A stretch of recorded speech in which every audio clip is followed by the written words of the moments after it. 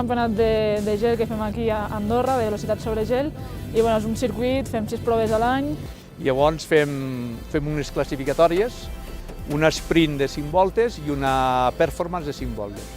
Llavors l'esprint ens compta per la pole, diguéssim, de la sortida de les finals, i la performance és l'acumulació de les 5 voltes.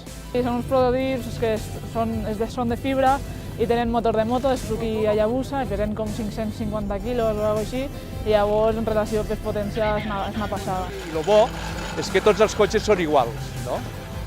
Vull dir, tots correm amb les mateixes condicions. Podem fer 4 reglatges, és l'únic que podem fer, i jugar amb les pressions, res més. M'agrada molt, sincerament, estic molt sorprès amb aquests cotxes, pots ficar on vols, té molta reacció, molt ràpida, de canvi és una passada i tenen prestacions per a aquest circuit molt bones. El problema del gel és que a cada tanda ens canvia la pista, no? El gel depèn de la temperatura, depèn de tot, ens canvia les condicions de la pista, llavors sempre és un reto diferent, m'entens? Dius, hòstia, amb aquests reglatges vaig bé i després al cap de mitja hora van malament, m'entens?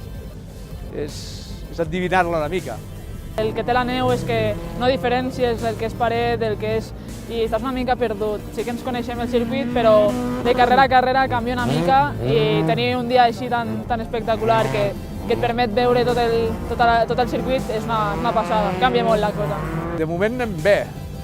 Aquest any hem començat amb 2 pòdiums, hem fet 2 vegades tercers, i bueno, avui tenim el segon millor temps de parrilla, suposo que sortirem davant d'una de les finals, i res, a veure si podem mantindre